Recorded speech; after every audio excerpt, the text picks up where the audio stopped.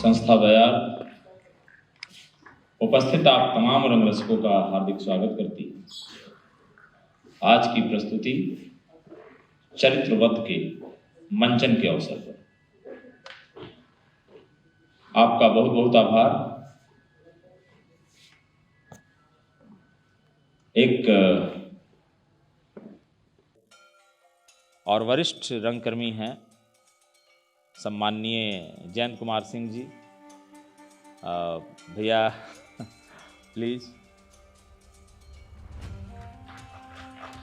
आप रंगकर्मी होने के साथ साथ ऑल इंडिया बैंक एसोसिएशन के प्रेसिडेंट भी हैं। हमारे बीच पटना रंगमंच में जो लोग भी आपको दिखते हैं 80% ऐसे लोग हैं जिनको एक व्यक्ति सुबह के 6 बजे से लेकर रात के 9 बजे तक तैयार करता रहता है, और छोटे छोटे बच्चों को, और वैसे बच्चों को जो भटकाव की स्थिति में होते हैं। हम हरेंद्र बहादुर जी से अनुरोध करेंगे कि आप हम सबके पूजनीय वंदनीय हज्जू भैया जिन्हें हम कहते हैं, सुरेश कुमार हज्जू जी पीछे बैठे हुए हैं, उनका अंग वस्त्र से सम्मान करें।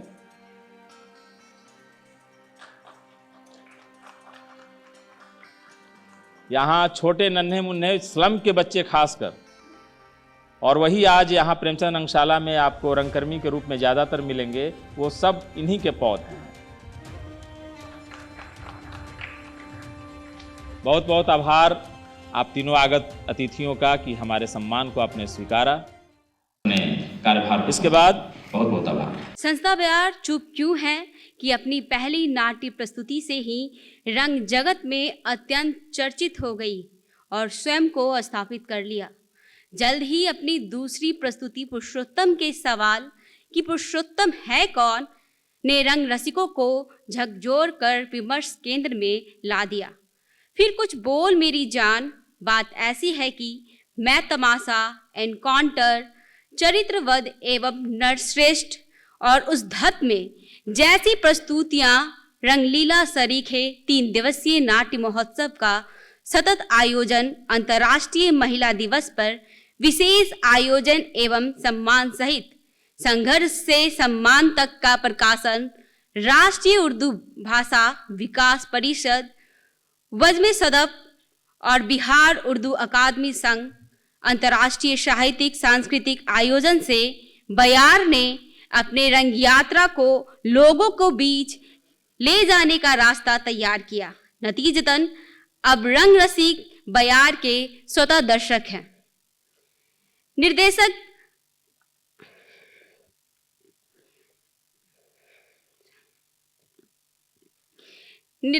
क्या कहते हैं अपने बारे में? अपने रंग यात्रा भी बतौर सिर्फ अभिनेता के रूप में सतत रंगकर्म से जुड़ा हूँ। एक तरफ जहाँ रंगकर्म समाज में हर आयाम में फैले विस्कर्ण के साथ मुझे संघर्षरत रखा, वहीं दूसरी तरफ माँ के सपनों को साकार करने के लिए फिल्म जगत से भी स्वयं को जोड़ा। जहाँ नाम, इज्जत, शोहरत और पैसा सब कुछ एक ईमानदार संघर्ष काल के बाद मुश्किल नहीं है।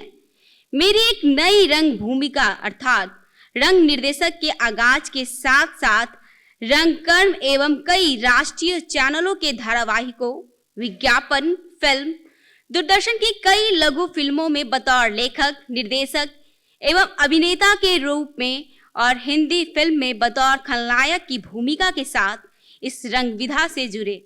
रजत बसंत कब गुजर गए पता ही नहीं चला। एक खास बात, फिल्म से चाहे जितनी शोहरत व प्यार मिले मैं उसका भरपूर सम्मान करता हूँ, पर रचनाशीलता का जो संतोष मुझे इस रंगमंच से अपने रसिकों, संग निर्देशक के रूप में अभिनेताओं के साथ अथवा स्वयं अभिनेता के रूप में प्राप्त होता है, उसके लिए मेरे शब्दकोश में शब्द नहीं है। क्योंकि सामाजिक व्यवस्था में मद्देनजर समाज संग तत्कालीन अभिव्यक्ति हेतु ये मंच मुझे सीधा माध्यम लगता है। और तभी मैं आज रंग प्रेमी रसिकों के सहयोग से एक नए प्रयोग के साथ एक बार फिर बतौर निर्देशक चरित्रवध की प्रस्तुति मंच तक लेकर आ पाया। कथासार: चरित्रवध समाज के विभिन्न धाराओं के विचार और उनके टकराहट के बीच नकारात्मक और प्रगतिशील सोच के लुका छिपी पर सीधा चोट है। अभिनेता मनोज मानव सिंह का चरित्र प्रोफेसर धार्मिक कट्टरपंथी सोच और मानवता, सामाजिक समभाव और समरसता के वजूद को धर्म मनुष्य के लिए बना है या मनुष्य धर्म का गुलाम हो गया है जैसे सवाल जहां एक तरफ सामाजिक सांस्कृतिक खाई को पटाने की कोशिश करता है, वहीं दूसरा कट्टरपंथी चरित्र धर्म की अफीमी सोच के खौफ से दूर मरने और मर मिटने के बाजी मानता है।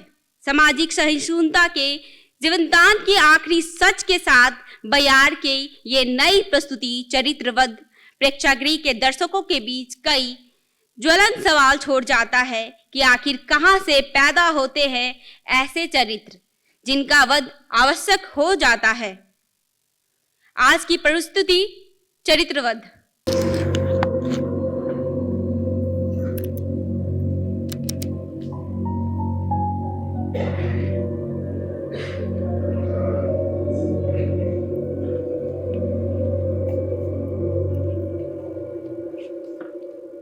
गुर्बत में हो अगर हम, रहता है दिल वतन में, समझो वही हमें भी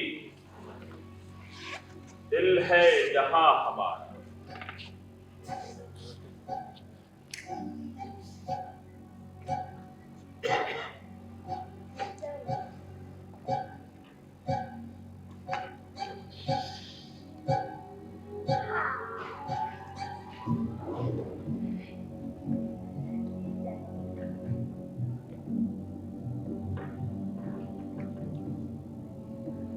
पर्वत वो सबसे ऊंचा, हमसाया आसमां का, वो संतरी हमारा, वो पासबां हमारा।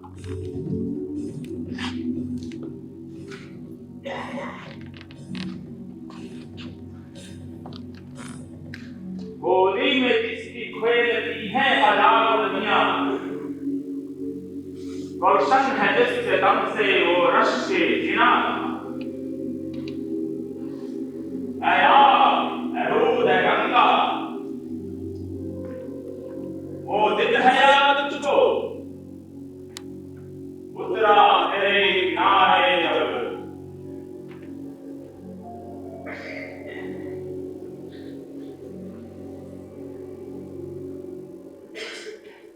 कारवां हमारा,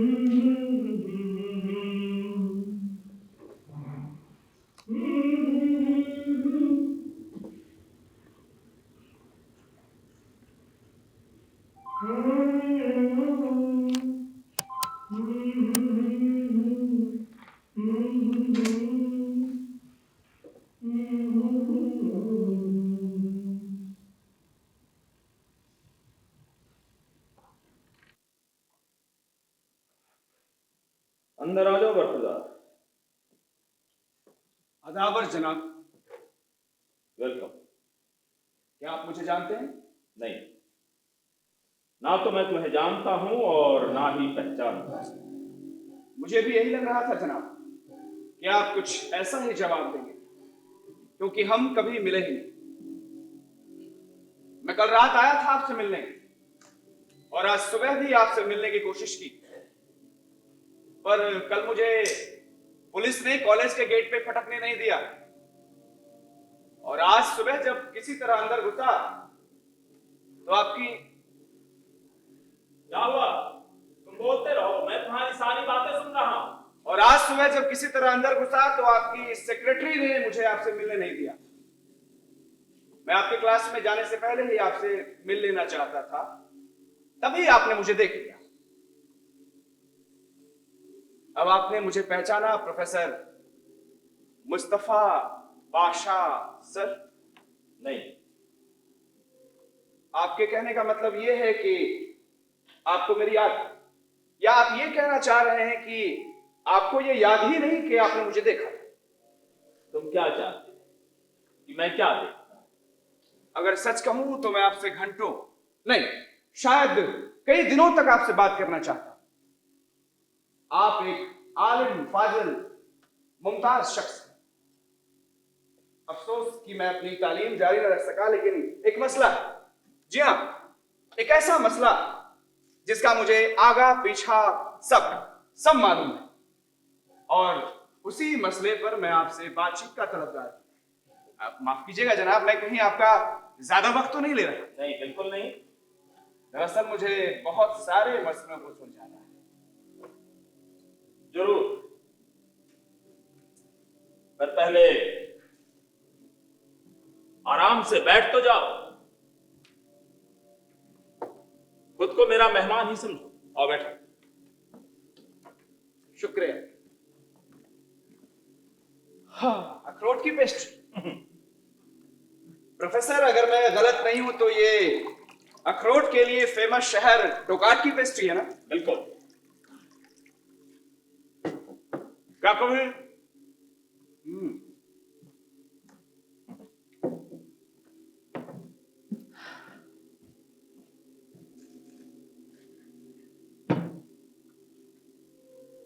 और आप सेब खा रहे हैं, वो भी कश्मीरी? हाँ, बिल्कुल। क्या कभी कश्मीर गए हैं आप? नहीं, कभी नहीं। बड़ा अफसोस हुआ सुनकर प्रोफेसर। कभी अगर जाए तो मेरे साथ रहिएगा। एक तरह से मेरी जिंदगी का एक बड़ा हिस्सा वहीं गुजरा है। पूरे 26 साल। कश्मीर वाकई धरती का जन्नत है।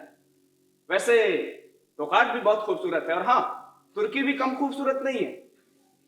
पर यह बड़े शर्म की बात है प्रोफेसर कि हम अपने ही मुल्क के बारे में इतना कम जानते हैं। अपने ढंग से उसे प्यार करने लायक अपने दिल में पाते ही नहीं, बल्कि हम उन्हें तरजीह देते हैं जो हमारे मुल्क की हकारत, बेइज्जती, इंसल्ट करते हैं, और हमारे ही मुल्क के लोगों को धोखा भी देते हैं। मुझे उम्मीद है आप बुरा नहीं मानेंगे अगर जो मैं ये कहूं कि आप नास्तिक, मेरा मतलब मुनकिर नहीं, है ना? यस। और लोग तो कहते हैं कि आप हैं। इसलिए मुझे खुद ये समझने में दिक्कत हो रही है कि आप जैसा तालीम वाला आदमी, खुदा न करे उसके वजूद को, मेरा मतलब है खुदा के वजूद को नकारे तो आप यहूदी भी नहीं, right? Yes, I am not. आप मुसलमान हैं।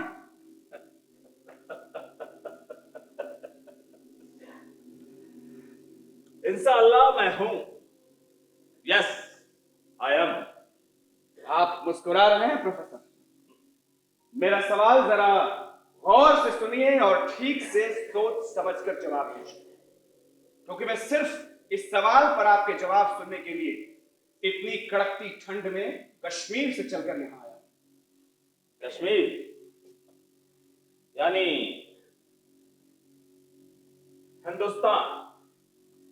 हिंदुस्तान में तुम्हें तुर्क के प्रोफेसर के बारे में कैसे पता चला? इस्तांबुल के अखबारों में आपके उस फैसले के बारे में कुछ नहीं छपा था जिसमें आपने उन लड़कियों को क्लास में रखने से मनाही कर दी थी जो पाक कुरान और अपने मजहब के मुताबिक अपने सिर को ढके रहते हैं। वे सभी अखबार फैशन मॉडलों के स्कैंडलों का ख्याल रखते हैं, पर हमारे खूबसूरत कश्मीर में एक मुस्लिम रेडियो स्टेशन है, फतह, जो हमें मुल्क और मुल्क बाहर हर कोने में अल्लाह के बंदों पर होने वाले जुल्म सितम की खबर देता है। देखो, मैं एक मोमिन हूं, आस्तिक।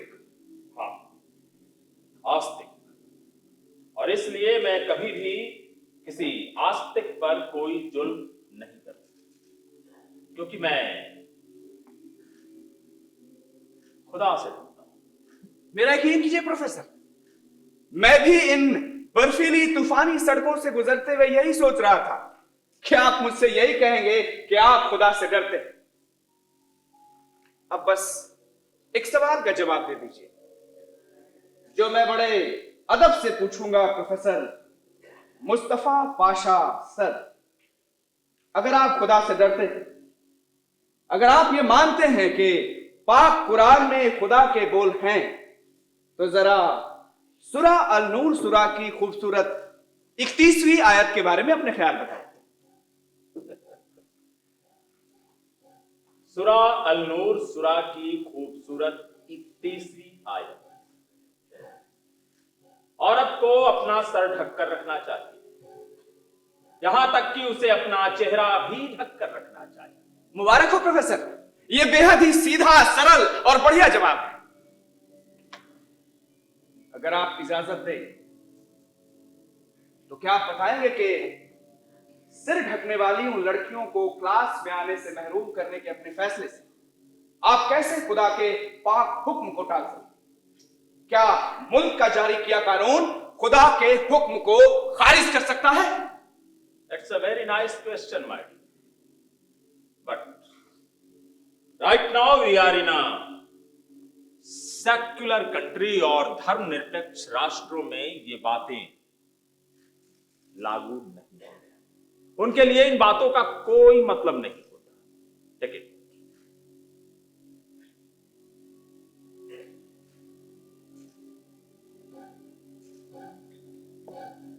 गुड। ठहरिए प्रोफेसर, क्या मैं आपका हाथ चूम सकता हूं? डरे नहीं, अपना हाथ मुझे दें प्लीज।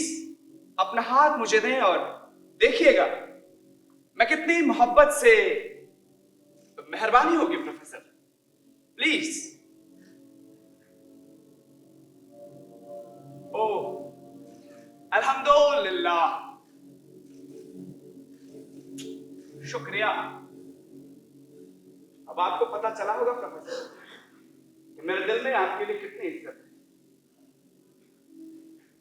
प्रोफेसर एक बात बताएंगे आप?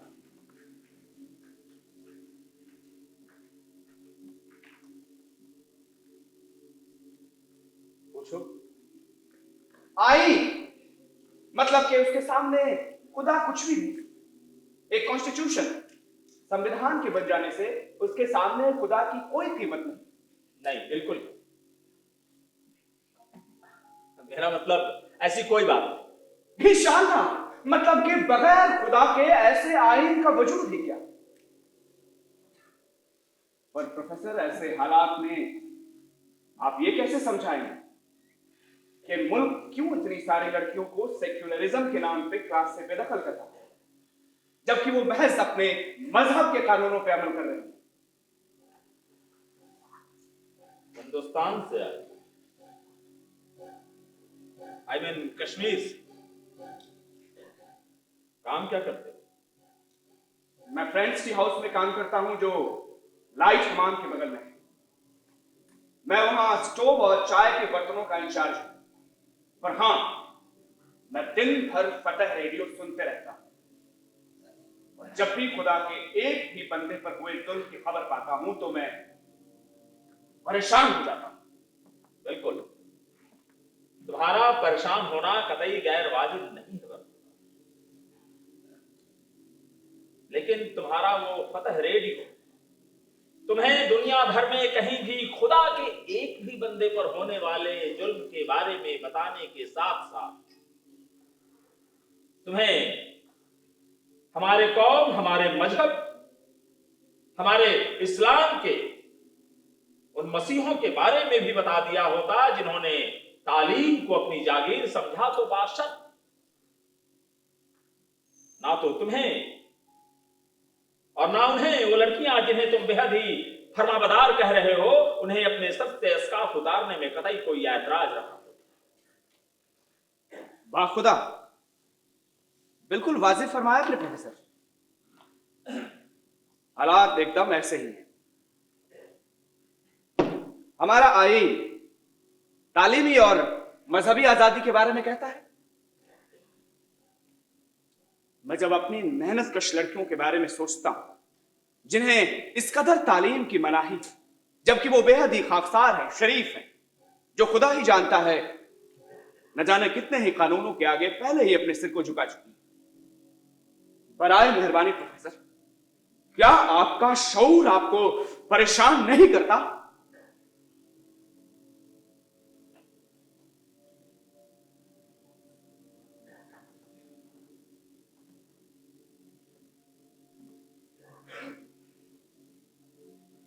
देखो,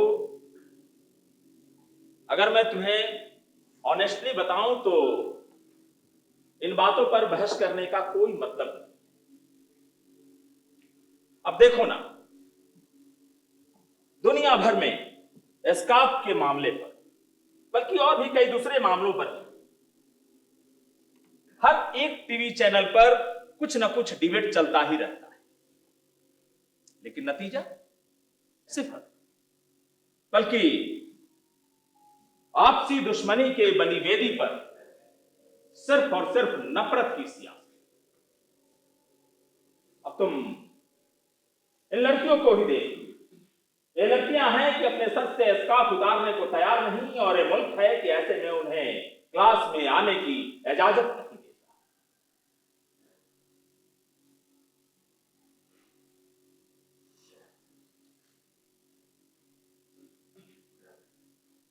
शायद मैंने बिल्कुल वाजिब फरमाया। बिल्कुल वाजिब। हालात सच में एकदम ऐसे ही। वाह खुदा,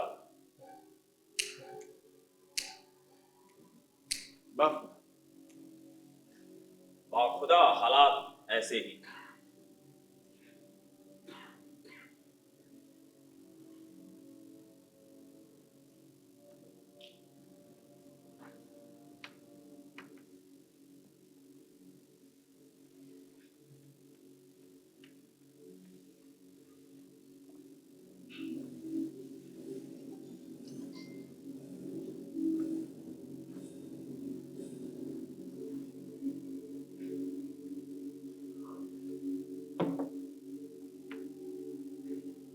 वाह खुदा,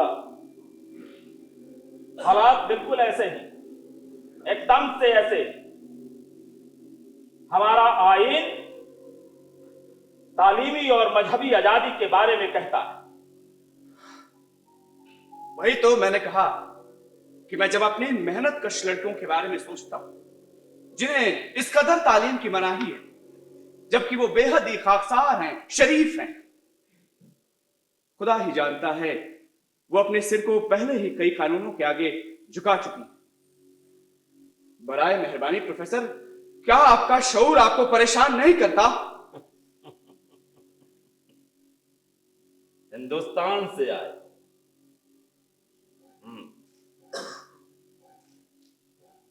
बहुत खूब।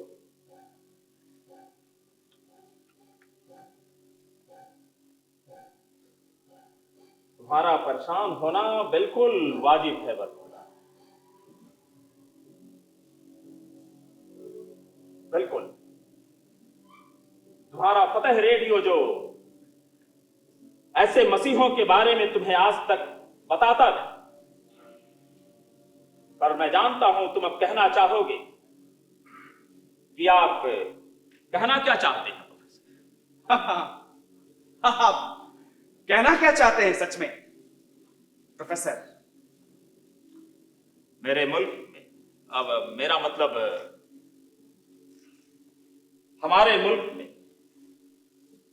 क्या क्या कहा अभी आपने? अभी आपने क्या कहा?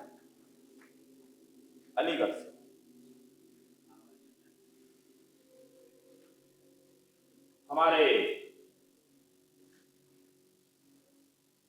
हमारे मुल्क, हमारे हिंदुस्तान का एक ऐसा शख्स जिसे हम लोगों ने तालीम का मसीहा बनाकर क्या खौफ इज्जत नहीं बख्शी, बल्कि आज भी बख्श रहे हैं। उसने उसने आप किन की बात कर रहे हैं प्रोफेसर?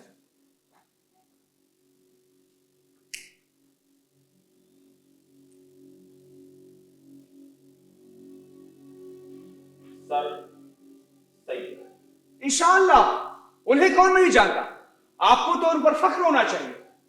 वाकई वो एक तालीम के रहनुमा थे, पर पता नहीं क्यों आपकी बातों से तो ऐसा लगता है कि तुम्हें क्या लगता है और क्या नहीं लगता, इससे मुझे कोई फर्क नहीं पड़ता बरखुरदार। लेकिन हां, मेरे समझ में यह नहीं आता कि तालीम किसी खास कौम, किसी खास मजहब, किसी खास जाति, दीन और धर्म की जागीर कैसे हो सकती है। तालीम किसी एक कौम का कैसे हो सकता है? पर कौमी यकीन के नशे में डूबे हुए तुम लोग और तुम्हारा वो फतह रेडियो जो पता नहीं किसके इशारे पर चलता है, उसने कभी तुम्हें बताया कि तालीम की वो पाक जमीन जिसे आज हम अलीगढ़ मुस्लिम यूनिवर्सिटी के नाम से जानते हैं, उसका शुरुआती नाम मुसलमान एंग्लो ओरिएंटल था। क्यों रखा गया, कैसे रखा गया, जबकि उस जमीन को खुद एक हिंदू ने दान में दे रखी थी, और वो भी तब जब हमारा मुल्क गुलामी से जूझ रहा। बहुत साफ है कि इंशाअल्लाह वो अपनी कौम को मजबूत करना चाहते हैं और इंसानियत को।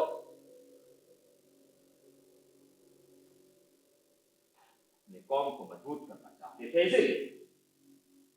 इसीलिए साफ और पर्दे की गांठ बांधकर लड़कियों को तालीम से दूर रखा।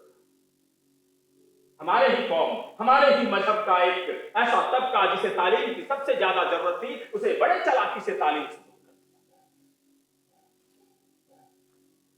और तुम्हारा पता रेडियो तुम्हें सब नहीं बताता।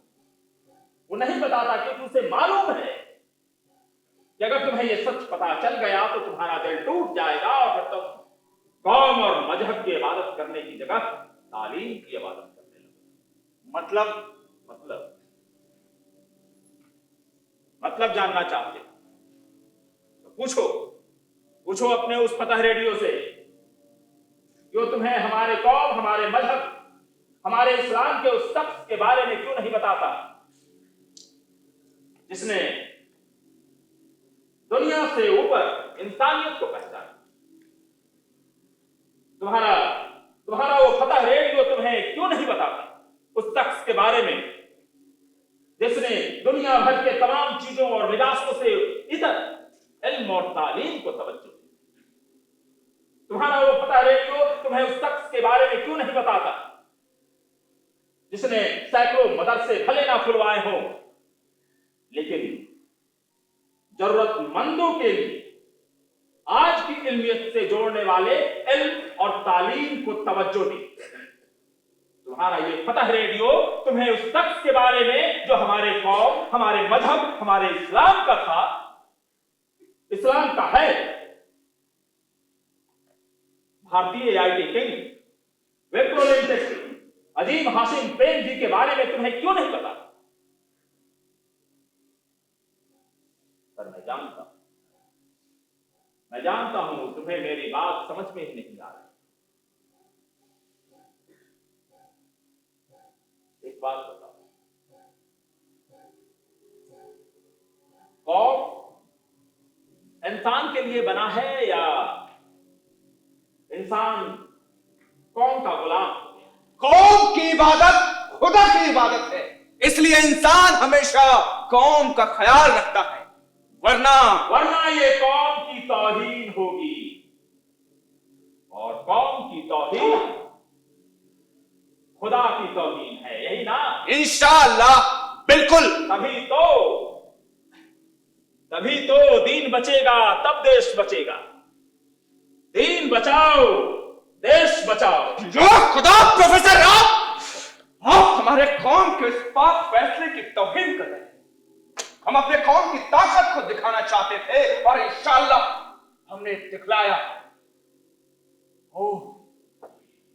पटना बिहार के गांधी मैदान में 15 अप्रैल 2018 का वो पाक दिन, कितना सुकून मिल रहा था जब उनकी आंखें हमारे कौम की ताकत को देखकर फटी की फटी रह गई थी। बहुत खूब। तो ये खुशफहमी पाल रखी है तुम लोगों ने, जबकि सच ये है कि तुम लोगों की इस ओछी हरकत ने हमारे कौम, हमारे मजहब, हमारे इस्लाम का पूरी दुनिया के नजरों में मजाक बना कर।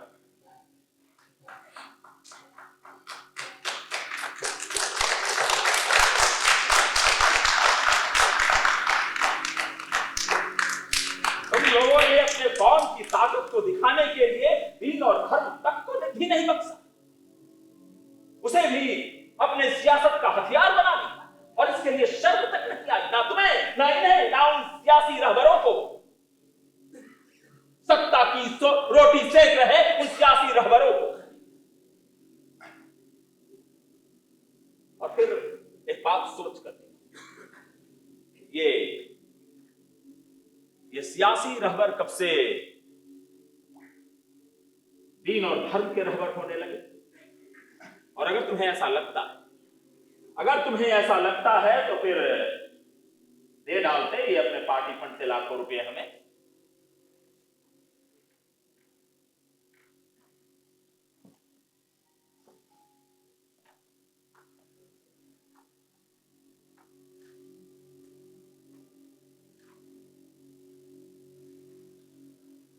धर्मस्य मूलम ज्ञानम, धर्म के मूल में, जड़ में सिर्फ और सिर्फ ज्ञान का वास होता है। और तुम्हारा पता रेडियो तुम्हें नहीं बताता, वो नहीं बताता कि दीन और धर्म की इबादत इंसानियत को बचाने के लिए अख्तियार किया गया महज एक रास्ता है जो सबक के साथ जिंदगी को जीना सिखाता है। प्रोफेसर, मैं भी जमहूरियत में यकीन रखता हूं। मैं एक आजाद आदमी, एक आजाद मुल्क का आजाद आदमी, जो अपनी मर्जी से कहीं भी कभी भी चल सकता है। इसलिए मैं खुद को एक बस पर चढ़ा हुआ पाता हूं, तुर्की के आखिरी छोर कार्स तक जुल्मी को तलाशता हुआ, ये सोचकर कि वो जहां भी है उससे हिसाब बराबर कर दो, आमने सामने।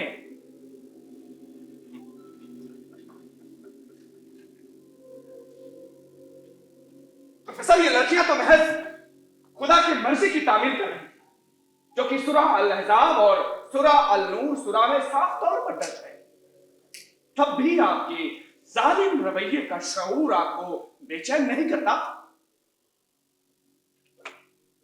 पर खुदा, कुरान में तो यह भी लिखा हुआ है कि लुटेरों के हाथ कलम कर दिए जाने चाहिए, लेकिन क्या मुल्क और हुकूमत ऐसा करती है? अरे हां, कैसे करें? और तुम लोग इसकी मुखालफत भी नहीं करते। अब देखो ना, तुम्हारे मुल्क में एक चोर पकड़ा जाता है, एक भीड़ इकट्ठी होती है और उसे मार देती है, जो पहले भी होता रहा। लेकिन तुम्हारे मुल्क के कुछ खास नुमाइंदों को यह मॉब लिंचिंग नजर आता है, उन्हें तुम्हारा मुल्क, उनकी फैमिली इनसेक्योर महसूस होती है। जबकि वहीं दूसरी तरफ जब हमारा मुल्क अपने पड़ोसी मुल्क को क्रिकेट के मैदान में हरा देता है और एक लड़का खुशी से अपने घर की सीढ़ियों से दौड़ते हुए गली में आकर खुशी के पटाखे फोड़ता है, तो फिर एक भीड़ इकट्ठी होती है और उसे मार देती है। खुशी के पटाखे फोड़ने के जुर्म में मार देती, जान से मार देती है। लेकिन तब तुम्हारे मुल्क के उन नुमाइंदों को ना तो ये मॉब लिंचिंग नजर आता है और ना ही उनको तुम्हारा मुल्क और उनकी फैमिली इनसेक्योर दिखाई देती है।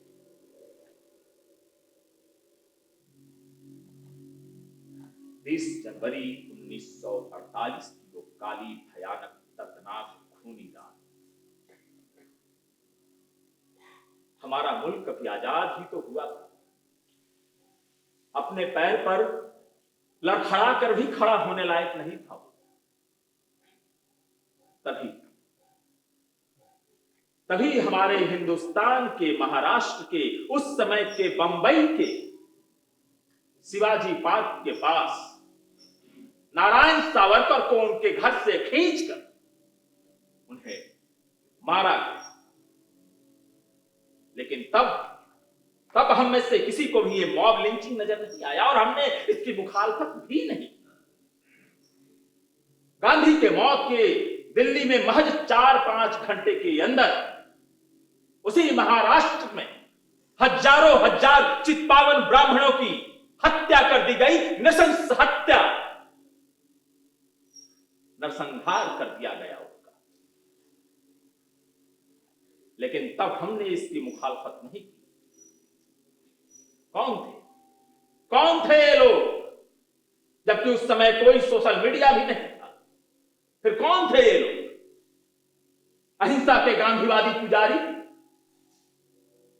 और वो तो फिर भी तब की बात है। हम अगर आज की बात करें तो हमास द्वारा एक गर्भवती महिला का पेट चीरकर गर्भस्थ शिशु को निकालकर उसका सर कलम कर दिया गया और उस महिला की भी हत्या कर दी गई।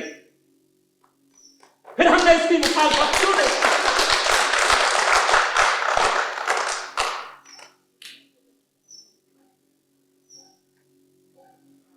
उसी हमास द्वारा न जाने कितनी महिलाओं के साथ सामूहिक बलात्कार किया गया और उनके बदन पर जहां तहां यूं ही ताजे स्पर्म पाए, लेकिन हमने उसकी मुखालफत नहीं की। लेकिन हां, अपने हाथों में फिलिस्तीनाई सपोर्ट का झंडा लेकर जरूर घूमते रहे। इंदिरा कांड के बाद सिखों के साथ जो कुछ भी हुआ, हमने उसकी मुखालफत क्यों नहीं? कश्मीर में पंडितों के साथ हमारे कौम, हमारे इस्लाम के कुछ सरफिरों ने जो कुछ भी किया, हमने उसकी मुखालफत क्यों नहीं की? हमने ऐसे हुक्म और ऐसे हुक्मरानों की मुखालफत क्यों नहीं की?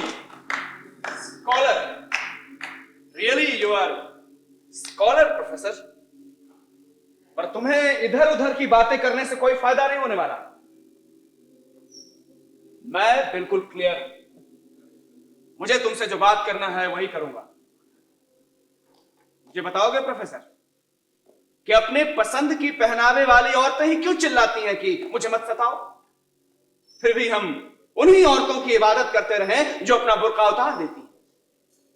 प्रोफेसर, उन नामुराद औरतों की वजह से हमारे इन औरतों की तालीम का हक छीनकर उन्हें हाशिए पर धकेलने की जुर्रत की जा रही है। प्रोफेसर, क्या तुम मुझे बताओगे कि जैसे यूरोप में जिनसी इंकलाब, जिसे मैं यौन क्रांति यानी सेक्स रिवॉल्यूशन कहता हूं, के बाद न जाने कितनी औरतों का जवाल हुआ, पतन हुआ, हम भी उसी तरह अपने इस्लाम के खुदा के इबादतगार बुर्केदार औरतों का दर्जा गिर जाने का जोखिम उठाते रहे? नहीं, कभी नहीं प्रोफेसर। मुझे माफ करना, मैं औरतों का दलाल भड़वों में बदलने की जोखिम कभी नहीं उठा सकता। ऐसा है क्या? अरे हाँ, बिल्कुल। अभी तो महिला आरक्षण बिल जब तुम्हारे देश में पारित हुआ तो तुम्हारे इस्लाम के एक सियासी रहबर ने कहा था कि ऐसे आरक्षण बिल से सिर्फ लिपस्टिक और बॉब कट वाली महिलाओं को फायदा पहुंचेगा। और अगर वाकई ऐसा है फिर तो सच में तुम्हारी औरतें ऐसे हुक्म और हुकूमत से दूर सच में रह जाए। क्यों तुम्हें नहीं मालूम कि अमेरिका के एक black Islamic professor Mervyn king के आंकड़े ये चीख चीख कर कहते हैं कि इस्लामिक कंट्रीज जहां की औरतें अपने आप को ढक के रखती हैं, वहां बलात्कार की घटनाएं ना के बराबर। American black Islamic professor Marvin King के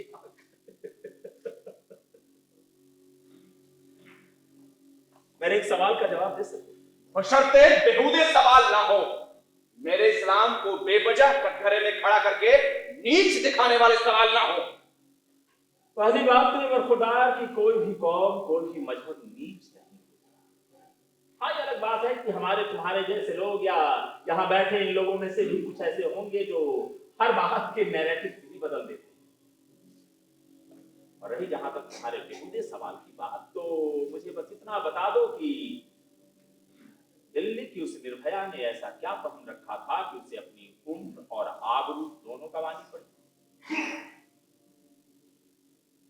पढ़ो, हिंदुस्तान के इतिहास को पढ़ो, पाओगे पाओगे कि वहां की औरतें वाकई लक्ष्मी, सरस्वती, दुर्गा और काली थीं।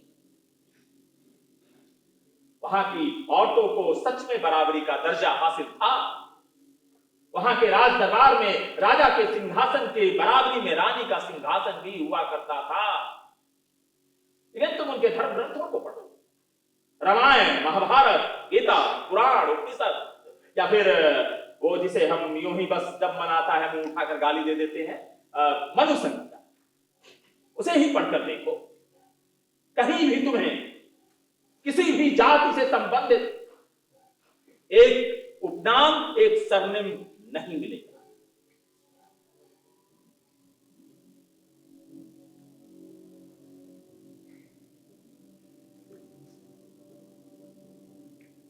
और ये सब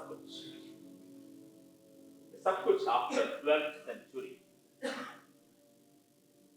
12वीं सदी के बाद आताताइयों ने नष्ट कर दिया, बर्बाद। और मैं जानता हूं तुम्हें मेरी बात सुनाई नहीं होगी, क्योंकि तुम सुनना ही नहीं। तुम्हारी कानों में तो सिर्फ और सिर्फ फतह रेडियो की आवाज गूंज रही है। मैं सब कुछ साफ साफ सुन भी रहा हूं और अच्छी तरह से समझ भी रहा हूं। और कुछ जहर इस्लाम के खिलाफ उगलना है तो वो भी उगल दो, क्योंकि क्या? मेरा मतलब है कहीं कोई अफसोस ना रह जाए। Really, you are so smart. But I am professor. I mean a teacher and also a soldier of humanity. मानवता की रक्षा करना और दुनिया को भटकने से बचाना मेरा कर्म भी है और मेरा धर्म। सुनो, फतह रेडियो सुनो, लेकिन दुनिया उतनी ही नहीं है बरखुदा। तुम अपने हिंदुस्तान को ही देखो। मेरा मतलब तुम अपने कश्मीर में ही नजर फिराकर देखो, पाओगे कि पूरी दुनिया के तमाम मजहबों का सिर्फ और सिर्फ हमारे इस्लाम के साथ ही तरह है। क्यों? कहीं ऐसा तो नहीं कि इस दुनिया की सबसे बड़ी आबादी का एक जत्था हमें आपस में लड़ाकर, हमारे सॉफ्टिज्म को टारगेट करके हमारा मुंसिफ बन बैठा है। तुम जिसे सॉफ्टिज्म कह रहे हो ना प्रोफेसर, वो कभी हमारे हिमायती हो ही नहीं सकते। गलत। वे काफिर हैं। बिल्कुल गलत। ये सब कुछ, ये सारी व्यवस्था तथा कथित कर्म के सिपाहियों, समाज का चौथा खंभा, fourth pillar of the society का एक ऐसा वर्ग जिसे आजकल कुछ ज्यादा ही इंटेलेक्चुअल कहा जाने लगा, नेकर, ये सो कॉल्ड सोशलिस्टों की देन। तुम उदाहरण के तौर पर, फॉर एग्जाम्पल, तुम चलो हिंदू धर्म को भी ले लें, क्योंकि वो हमारे सबसे करीब। ये तमाम इंटेलेक्चुअल्स हिंदुओं के देवी देवताओं, उनकी परंपराओं के खिलाफ तो हमेशा जहर उगलते रहते हैं, आग उगलते रहते हैं, जबकि उनके फैक्ट को नहीं बताते। लेकिन तुम अगर उसे समझना चाहोगे तो पाओगे कि भले उनकी परंपराएं, उनकी देवी देवताओं में आस्था सैकड़ों, करोड़ों, हजारों साल पुरानी है, लेकिन उसके अपने फैक्ट पूरी तरह से एक साइंटिफिक फैक्ट। लेकिन और फिर मेरे समझ में एक बात नहीं आती कि माता सरस्वती सिर्फ की ही देवी क्यों है? वो तो ज्ञान, बुद्धि, विवेक और विद्या की देवी। फिर वो हमारे लिए, तुम्हारे लिए, हम सबके लिए वंदनीय क्यों नहीं? कैसी पैकी पैकी बातें कर रहे हो प्रोफेसर? शायद दिमाग तुम्हारा अब इस काबिल नहीं रहा कि तुम, और फिर कम से कम इससे हमारे इस्लाम को तो फायदा हो रहा है ना? अच्छा, और इंसानियत को?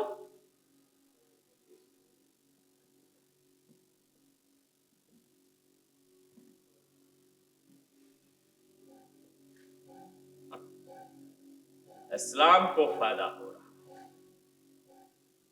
क्योंकि आज के तारीख में मंदिरों में भी इफ्तार के शाम हो जाया करते, लेकिन मस्जिदों में कभी नवरात्रा के पाठ नहीं होते। अरे हाँ, होते, मस्जिदों में नवरात्रा के पाठ होते हैं। कुछ अपने सियासी मंसूबों को पूरा करने वाले लोगों द्वारा एक मीडिया स्टोरी बनाती, लेकिन फिर भी उनके लिए उनका चढ़ा हुआ प्रसाद खाना गुनाह होता है, हराम होता है। तो मुझे बताओ, तो जिस तरह से ईद में आकर हमसे गले मिलते हैं, हमारी खुशियों में शामिल होते हैं, हम भी उसी तरह से उनके होली और दिवाली में भले उन्हें अपने घर नहीं बुलाते, लेकिन हम उनके घर जाकर उन्हें बधाई क्यों नहीं देते, उनके गले क्यों नहीं मिलते?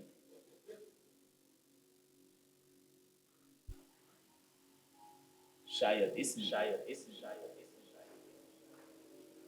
कि उनके संग से उनके रंग से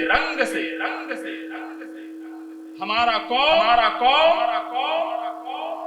मजहब हमारा इस्लाम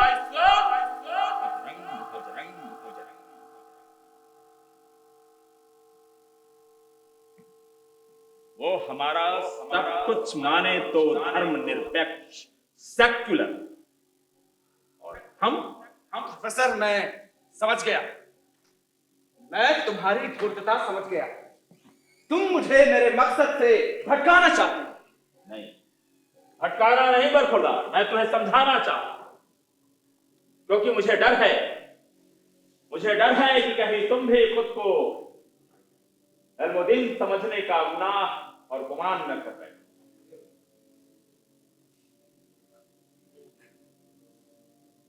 कौन बात कर रहा है मोबाइल पे? बाहर निकलिए।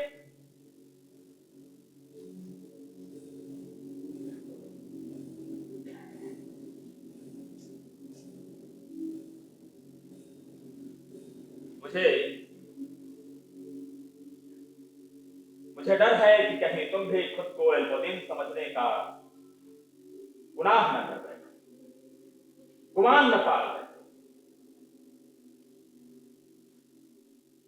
वो इल्मुद्दीन जिसने रंगीला रसूल छापे जाने पर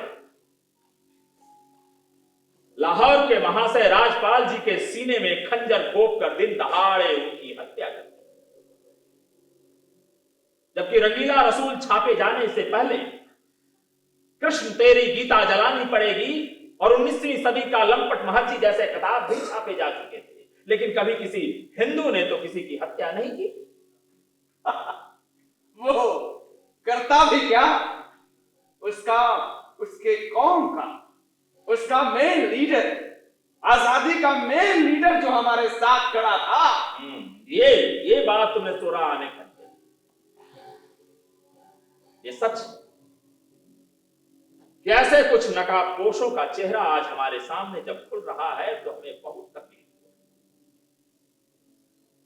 जैसे अल्लामा इकबाल, मशहूर शायर अल्लामा इकबाल, उस हत्यारा इल्मुद्दीन को फांसी से बचाने के उस इकबाल ने मोहम्मद अली जिन्ना को उसका मुकदमा मुफ्त में लड़ने को तैयार कर दिया। अभी अलग बात है कि मोहम्मद अली जिन्ना के कैरियर का वो एक इकलौता मुकदमा था जिसे वो हार गए, और इल्मुद्दीन को फांसी हो। उस हत्यारे इल्मुद्दीन को फांसी होने का दर्द, उसका शोक मशहूर शायर अल्लामा इकबाल के लिए ऐसा था कि वो उसके वालिद के मिन्नत के बावजूद वो उसके कब्र पर मिट्टी का नमाज पढ़ने नहीं गए, क्योंकि उनकी नजरों में वो हत्यारा इल्मुद्दीन इतना बड़ा, इतना ग्रेट, इतना महान हो चुका था कि उसके सामने अपने आप को बेहद ही ओछा, नीचा और छोटा महसूस करता। जब इतनी छोटी सी बात को लेकर के अल्लामा इकबाल मोहम्मद अली जिन्ना के साथ मिलकर पहले से की जा रही पाकिस्तान के मान की फिर से एक मजबूत पहल कर सकते हैं, तो फिर भला तुम्हें अपने आप को इल्मुद्दीन समझने में फख्र क्यों ना हो। और वैसे भी तुम्हें तो पूरी दुनिया पर इस्लाम का हुकूमत चाहिए ना, गजवाए हिंद चाहिए ना तुम्हें। तो तुम ये चाहते हो प्रोफेसर कि हमारा इस्लाम उन नीच हिंदुओं को बराबरी का दर्जा देकर उनका खैर मकदम करे? पहली बात तो इधर खुदा की कोई भी कौम, कोई भी मजहब, जो मैं तुम्हें पहले भी बता चुका हूं, नीच नहीं होता।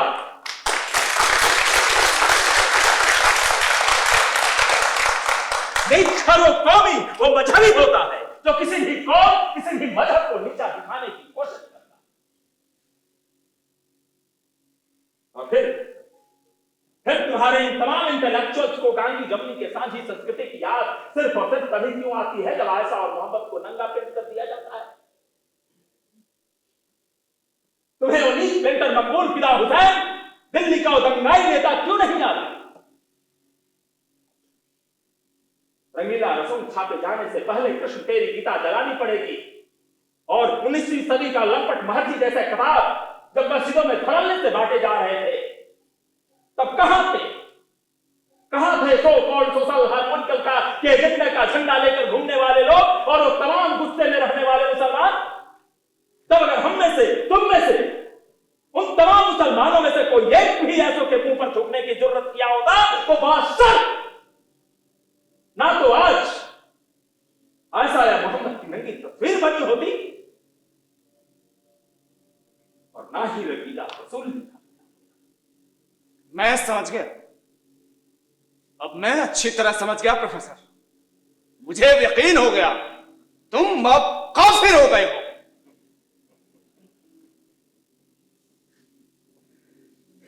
मैं तुम्हें काफिर नजर ना आऊं तो यह तुम्हारा गुनाह होगा बरखुदा, पर सोचना कि हम मुसलमानों के पक्ष में दिखने वाले ये तमाम इंटेलेक्चुअल सोशलिस्ट लेफ्ट कहीं ऐसा तो नहीं कि किसी साजिश के तहत पूरी दुनिया के जेहन में हमें बदनाम और खराब करने की कोई कोशिश, कोई षड्यंत्र कर रहे हैं? दरअसल तुम मुझे अपने हिसाब से इस्तेमाल करना चाहते हो, है ना प्रोफेसर? और मैं इतना बेवकूफ नहीं हूं। सिर्फ एक ही मकसद से तो आया हूं, तुमसे मिलने इतनी दूर से। अरे हाँ, सॉरी यार। देखो ना, तुम वाकई इतने दूर से आए हो और मैं हूं कि तुमसे बस यूं ही बहस किए जा रहा हूं। ऐसा करना, मैं तुम्हारे लिए कुछ खाने का इंतजाम करता हूं, ठीक है? तुम बैठो, तुम खाना खाकर जाना। वैसे क्या खाना चाहोगे तुम? अपनी कुर्सी पर बैठ जाओ प्रोफेसर। क्यों, क्या?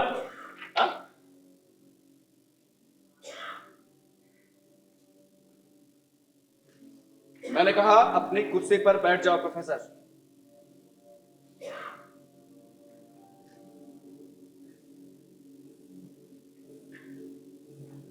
मैंने कहा अपनी कुर्सी पर बैठ जाओ प्रोफेसर, बैठो।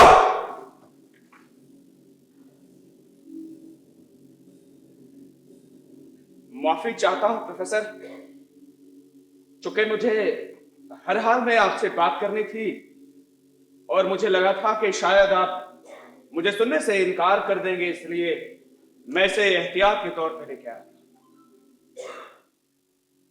इतनी दूर से जो आया था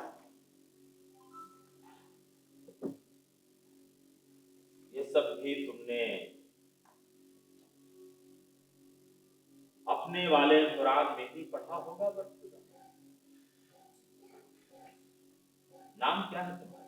वाहिद सुज़्मे, सलीम फस्मे कहन, या फिर इल्मुद्दीन ही सही, पर हकीकी तौर पे इससे क्या फर्क पड़ता है? आपके लिए बस इतना जानना काफी होगा प्रोफेसर कि मैं किसी ऑर्गेनाइजेशन का मेंबर नहीं। मैं ह्यूमन राइट्स की इज्जत करता हूं और ताकत के नाजायज इस्तेमाल की मुखालफत। आप बस मेरे सवालों के जवाब देते जाए। अपने मां बाप के आंखों की नूर, बेहद होशियार, पढ़ाई में कड़ी मेहनत से हमेशा अव्वल आने वाली उन नाज परवरद लड़कियों के साथ क्या किया? मैंने क्या किया? तुमने उन्हें रोने पर मजबूर कर दिया। अगर कोई स्कार्फ ओढ़ी हुई लड़की अटेंडेंस शीट पर अपना नाम लिख देती तो तुम उसका नाम काट देते। अगर कहीं 7 लड़कियां बैठी हैं और उनमें से किसी एक ने स्कार्फ ओढ़ रखा होता तो जैसे वो लड़की तुम्हें दिखाई नहीं देती। तुम एक प्रोफेसर हो और तुम्हें इस बात का एहसास तक नहीं हुआ कि तुम उनके साथ क्या कर रहे हो। देखो, वो लड़कियां एक्चुअली ना समझती। मुल्क ने एक हुक्म दिया और वो लड़कियां ना समझ हो और तुमने उनके वजूद को नकारने की तैयारी की। प्रोफेसर, तुमने एक मुल्क की खातिर हमारे कौम, हमारे मजहब, हमारे वजूद को नकारा है। प्रोफेसर, अब इसमें कौम या मजहब की अफीम को मत। मुल्क ने एक फरमान भेजा और प्रोफेसर ने लड़कियों को क्लास से बेदखल कर दिया। मुल्क ने एक फरमान भेजा और प्रोफेसर ने लड़कियों को क्लास से निकाल करके गलियारे में फेंकवा दिया। मुल्क ने एक फरमान भेजा और प्रोफेसर ने लड़कियों को क्लास के गलियारे से निकालकर सड़क पर फेंकवा दिया। चूंकि मुल्क ने एक फरमान भेजा था, इसलिए जब कुछ लड़कियां कांपती हुई दरवाजे पर गुहार लगाने के लिए पहुंची तो प्रोफेसर ने फोन उठाया और पुलिस बुलवा लिया। फिर भी कौम और मजहब में अफीम घोलने का दाग मुझ पर। देखो, तुम अभी बेहद बेहद गुस्से, ठंडे दिमाग से मेरी बात को समझने की कोशिश करो। समझने की कोशिश? मुझे बस मेहरबानी करके इतना समझा दो प्रोफेसर कि जब तुमने ये सब किया तब तुम्हारे शऊर ने तुम्हें सोने कैसे दिया। मुझे बस मेहरबानी करके इतना समझा दो प्रोफेसर कि जब इज्जत और तालीम में से किसी एक को चुनना था तो डिप्रेशन में डूबी एक लड़की ने खुद को खत्म कर लिया। ऐसी ट्रेजेडी में भी तुम्हारे शऊर ने तुम्हें सोने कैसे दिया। हमारे कौम, हमारे मजहब, हमारे वजूद के साथ इतना गंदा खेल। हकीकी सवाल यही है कि एक गंदा खेल ही तो खेला जा रहा है। एक गंदा खेल हमारे कौम, हमारे मजहब, हमारे इस्लाम के ही कुछ लोग अपने सियासी मंसूबों को पूरा करने के लिए महज स्कार्फ को अलामत प्रतीकों में बदलकर हमारी औरतों का नाजायज इस्तेमाल कर रहे हैं। तुम्हारा गुस्सा होना बिल्कुल लाजमी है, लेकिन मुझे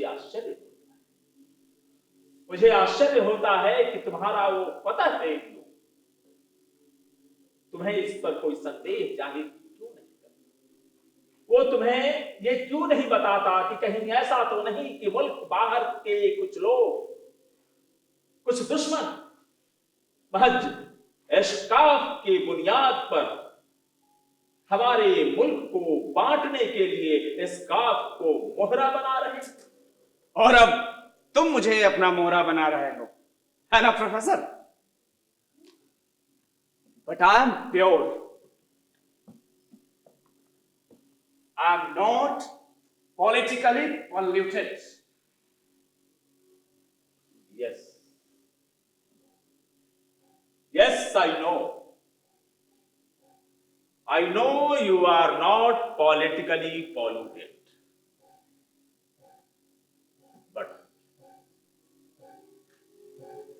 but you are not pure.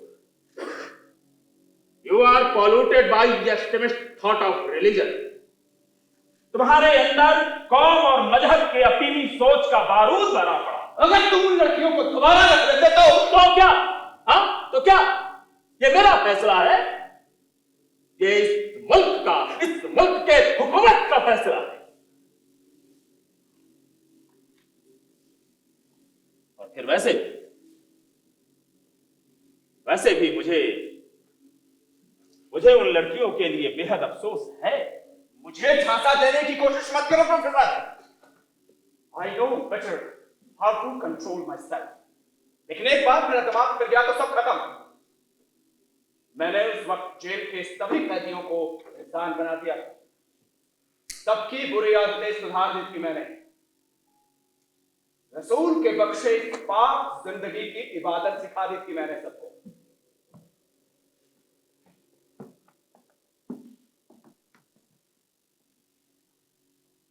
मैं एक आदमी को सिर्फ इसलिए बुरी तरह पीट देता हूं क्योंकि वो जम्हाई लेते वक्त अपना मुंह ढकना भूल जाता है।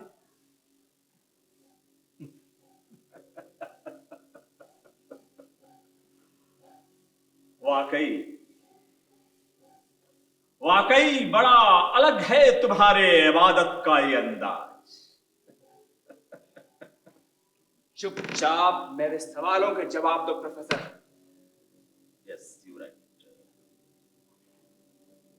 तुम्हारे सवालों के जवाब।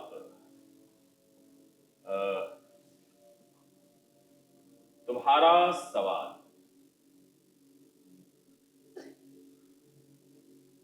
क्या था? तुम्हारा सवाल? मैंने तुमसे पूछा था काफिर कि क्या तेरा शऊर तुझे परेशान नहीं करता? मुझे बस इतना बता दे कि हमारी औरतें अपने सिर को नंगा रखेंगी, इससे तुम्हारे मुल्क का क्या भला होगा? देखो, मेरी बीवी है कि अपने सर पर स्कार्फ डालती, और मेरी बहन है कि अपने सर पर स्कार्फ नहीं डालती। पर मैं दोनों में से किसी के भी फैसले पर कोई दखलंदाजी नहीं। वो नंगा भी रह सकती है, उसे फिल्म स्टार बनना होगा। वो पब्लिक रिलेशन की पढ़ाई करती है, लेकिन हाँ, स्कार्फ के मामले में वो मेरा सपोर्ट करे। जब भी मेरे विरोधी मेरे ऊपर कीचड़ उछालते हैं, मुझे बदनाम करने की कोशिश करते हैं, मुझे धमकी देते हैं, मुझे जान से मरवाना चाहते हैं, या तुम्हारे जैसे लोग जिन्हें अपने हिसाब से गुस्सा करने का पूरा हक है, तब वो मेरा सपोर्ट करती है। वो मुझसे कहती है, और वो तुमसे कहती होगी, अपना दिल कड़ा कर लो ब्रो, मुझे फिल्म स्टार जो बनना है ब्रो। वो कहती है कि भाईजान, अगर मुझे तालीम हासिल करने के लिए वफादार लड़कियों के क्लास में बुर्का डालकर जाना पड़े, भले मुझे बुर्का डालना पसंद नहीं है, फिर भी मैं बुर्का डालकर ही जाऊंगी, क्योंकि मैं जानती हूं मेरी तालीम ही मेरी इबादत है। मेरी तालीम मेरे इबादत को और खूबसूरत बनाती। मुझे उलझा रहे हो? अगर वो बुर्का नहीं पहनती है तो बुर्का डाल के क्यों जाना चाहती है? यही तो मैं तुम्हें बताने की कोशिश कर रहा हूं, लेकिन ना तो तुम ना ये, इनमें से कोई भी मेरी बात समझने की कोशिश नहीं करता। अगर वो तालीम हासिल करने के लिए बुर्कादार लड़कियों के क्लास में बुर्का डालकर चली ही जाएगी, तो इसमें उसका क्या बिगड़ जाएगा? ठीक वैसे ही तुम्हारी वो लड़कियां जिन्हें तुम बेहद ही फरमाबरदार कह रहे हो, अगर वो अपनी तालीम को हासिल करने के लिए बिना बुर्के के ही क्लास में चली जाएगी, तो इसमें उसका क्या बिगड़ जाएगा?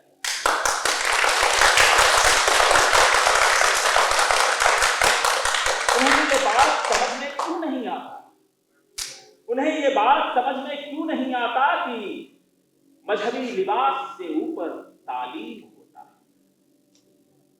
पर मेरे समझ में ये नहीं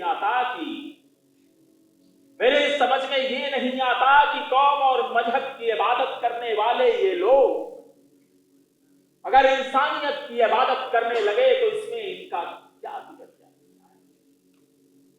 मेरी समझ में ये नहीं आता कि नाराए तकबीर, अल्लाह अकबर, ओ माई अलमाइटी जीसस और जय श्री राम के नारे लगाने वाले ये तमाम लोग अगर इंसानियत जिंदाबाद के नारे लगाएं तो इसमें इनका क्या बिगड़, इसमें इनका क्या बिगड़ जाएगा। जो अगर हम जिस मादरे वतन में पैदा हुए हैं, जो मादरे वतन अपना सीना चीर कर हमारी परवरिश करती है, अगर हम इस मादरे वतन को एक बार वंदे मातरम कह ही दें तो हमारा क्या बिगड़ जाएगा।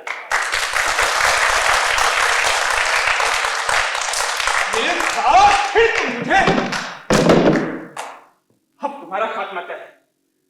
अब मैं तुम्हें असली माजरा बताता हूं। 5 दिन पहले freedom fighters for Islamic justice ने अपने एक फैसले पर मुहर लगाकर उस पर अमल करने के लिए मेरे पास एक फरमान भेजा। मेरे मौत का फरमान? हाँ काफिर, तेरे मौत का फरमान। ले, अपने मौत के फरमान को जितनी जल्दी हो सके उतनी जल्दी पढ़, ताकि मैं इस पाक जमीन को तेरे जैसे नापाक के खून से पढ़। जल्दी पढ़, जितनी जल्दी हो सके अपने मौत के फरमान को पूरा पढ़।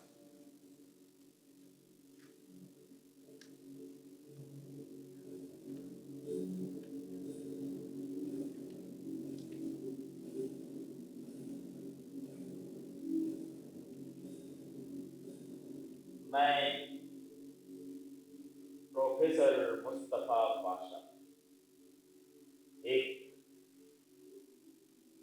मुल्हिद नहीं, मैं मुल्हिद नहीं। पढ़ते रहो।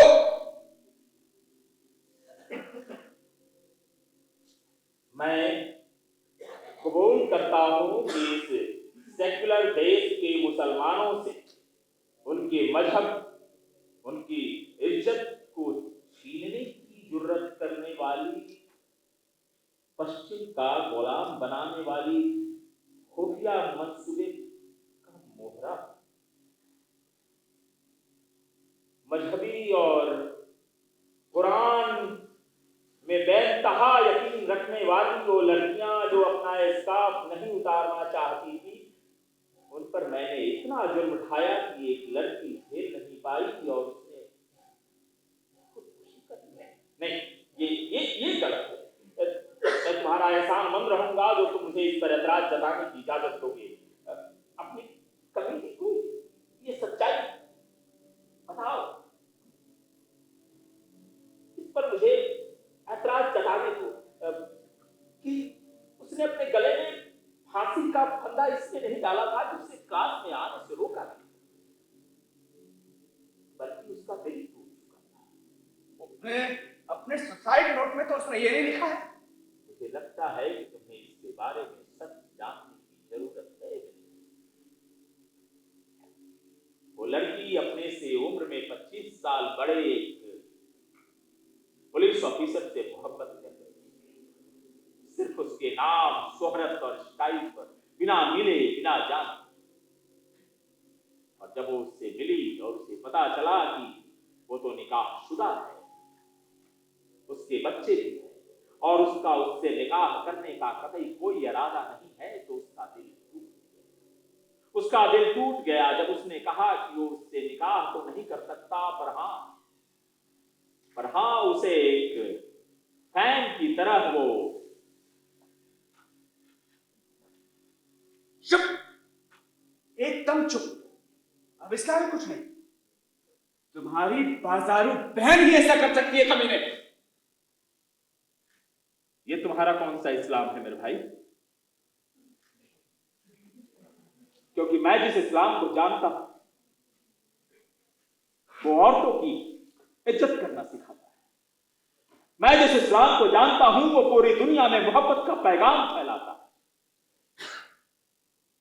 तुम किस इस्लाम से हो मेरे दोस्त? सर पे पिस्तौल है और जबान कैंची जैसी। तुम्हें क्या लगा था कि तुमने जो गलत किया उसकी कीमत तुम्हें नहीं चुकानी पड़ेगी? जी तो करता है कि तुम्हारे मुंह में पिस्तौल घुसे कि नहीं? अभी नहीं। अभी तक तुमने अपने मौत के फरमान को पूरा नहीं पढ़ा है। अपने मौत के फरमान को पूरा पढ़। देखो देखो, तुम अभी मासूम हो और हत्यारा बन रहे हो। अरे मेरे बारे में ना सही, उस पर रहम करो ना करो, पर अपने इस्लाम पर तो रहम करो। अरे खुद पर तो रहम करो। खुद पे रहम? खुद पे रहम करने की कोई जरूरत नहीं है मुझे। वो मेरे खुदा ने रहमत बरसा दी है, जन्नत की रहमत। मैं 2 दिन से भटकते हुए तुमसे मिलने की नाकामयाब कोशिश करते हुए, और जब मुझे कोई रास्ता नहीं सूझा तो मैं खुद पे हंसा और मैंने कहा कि वाकई प्रोफेसर की किस्मत फौलादी। और मैं अपनी आखिरी चाय खत्म करके न्यू लाइफ पेस्ट्री की दुकान की तरफ जाने ही वाला था कि इस चांदनी रात में तुम और तुम्हारे सुलगते सिगार ने मुझे मेरी मंजिल और मकसद दोनों दे दिया। वाह रे मेरे खुदा, आज तुमने मुझे भी इल्मुद्दीन बना ही दिया। दुआओं की क्या बरकत दी है तुमने।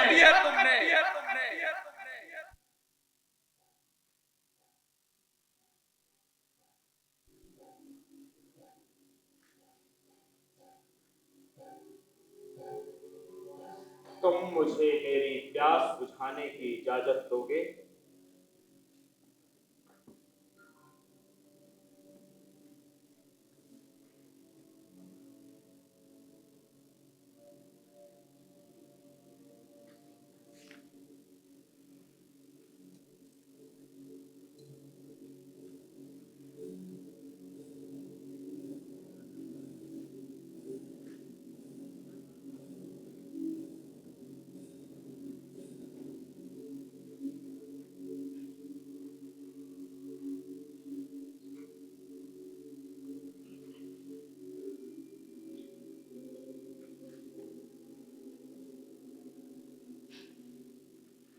मजहब नहीं सिखाता आपस में बैर रखना।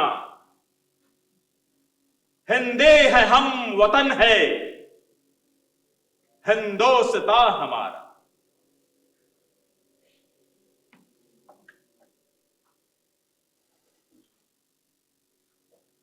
यूनान, मिस्र, रोम सब मिट गए जहां से, अब तक मगर है बाकी नामो निशां हमारा।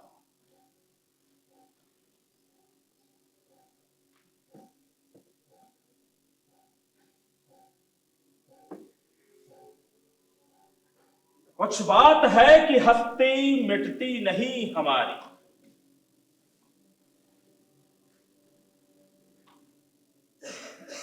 कुछ बात है कि हस्ती मिटती नहीं हमारी। सदियों रहा है दुश्मन दौरे जहां हमारा।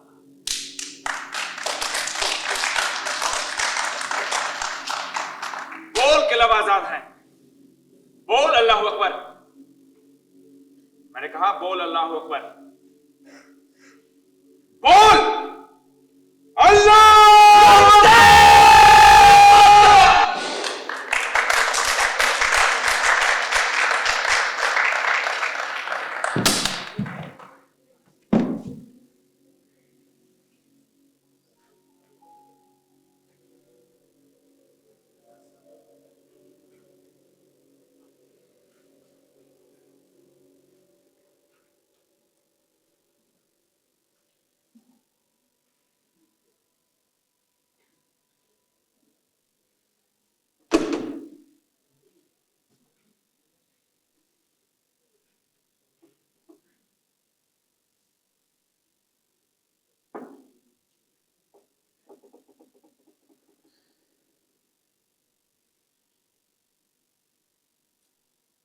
अगर तुम मुझे मार देती तो मेरा कौम, मेरा मजहब, मेरा इस्लाम और उसका ताशीर एक बार फिर झूठा साबित हो जाए। और अगर मैं तुम्हें नहीं मारता तो मेरा मुल्क, हमारा हिंदुस्तान एक बार फिर से दुनिया के कटघरे में खड़ा हो जाता।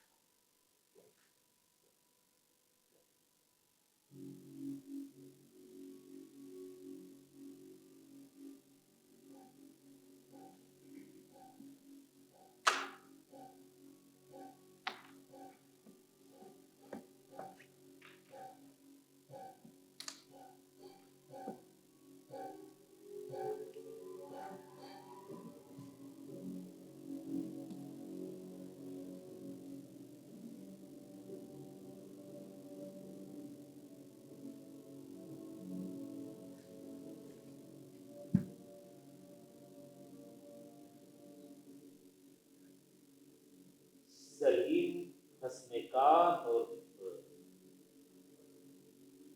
दिलमुद्दीन, या खुदा, या खुदा!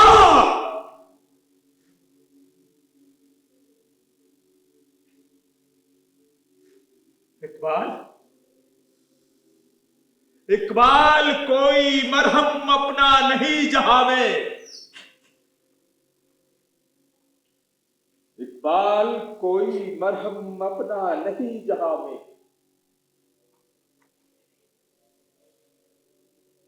मालूम क्या किसी को दर्दे यहाँ हमारा।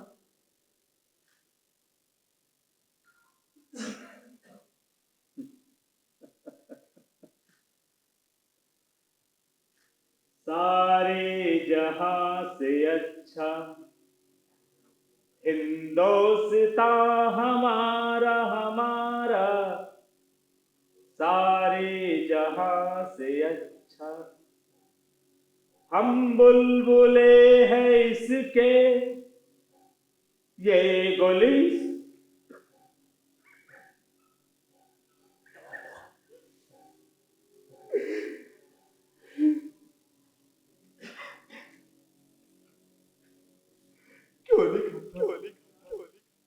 क्यों लिखा था तुमने?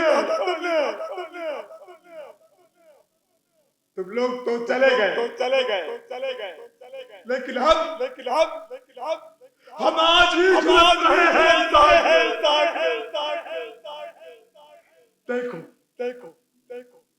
देखो कैसे खट्टा पड़ा है हमारा कल।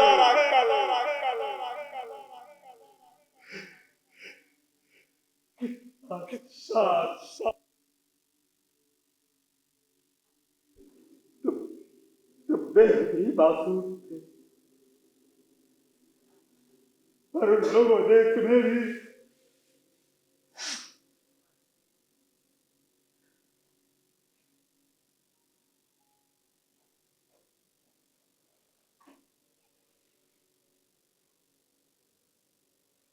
और आप तो बस एक नाटक देखने आए हैं। एक नाटक जो बस कुछ ही देर में खत्म हो जाएगा। आप सब ताली बजाएंगे और चले जाएंगे अपनी तरफ, लेकिन आप लोगों को अपने नक्कारेपन का ये नंगा नाच दिखाई नहीं देगा।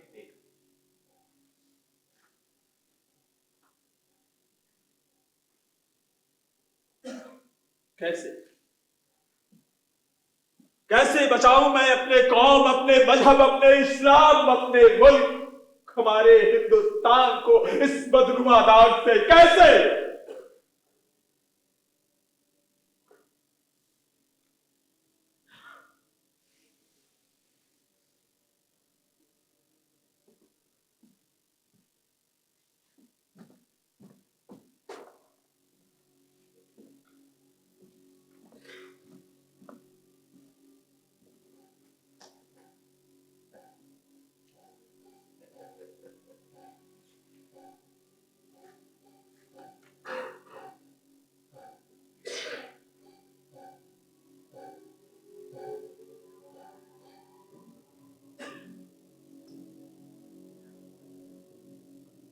प्रोफेसर!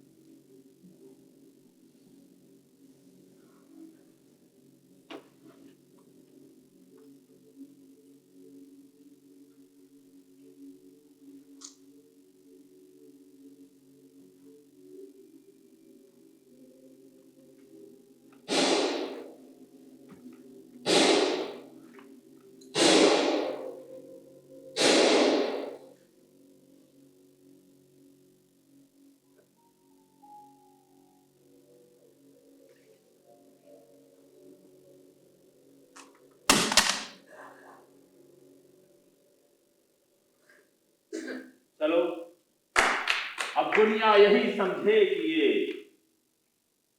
हमारी आपसी रंजिश थी।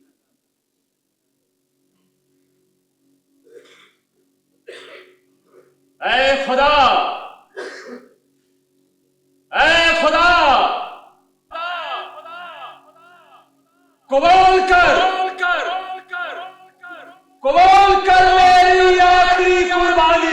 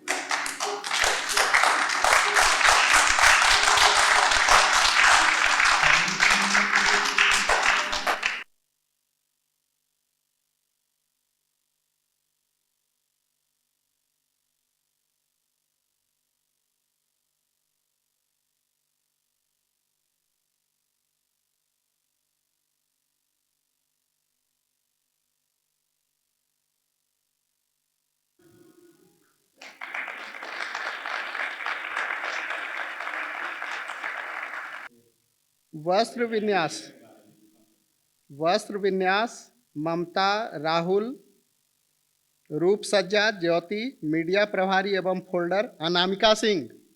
जहां कहीं भी हो स्टेज पे आए।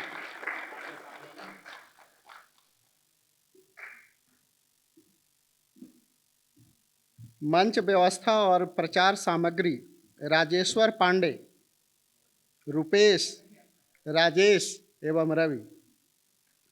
पूर्वाभ्यास प्रभारी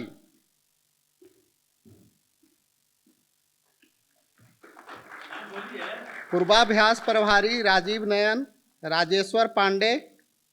उद्घोषणा मेरा था, हरेंद्र। प्रेक्षागृह संयोजन सृजन हरेंद्र बहादुर, राजीव नयन। पूर्वाभ्यास स्थल रजनीगंधा हाउस, बयार रिपेट्री। नाटककार मनोज मानव, परिकल्पना एवं निर्देशक मनोज प्रसाद सिंह आपके सामने हैं।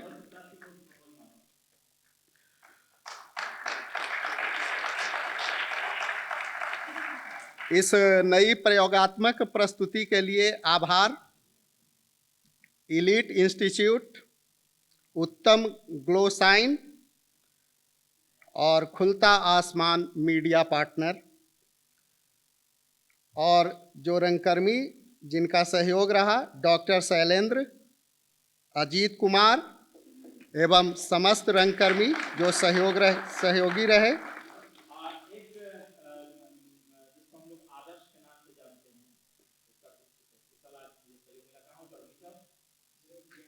आदर्श रंजन,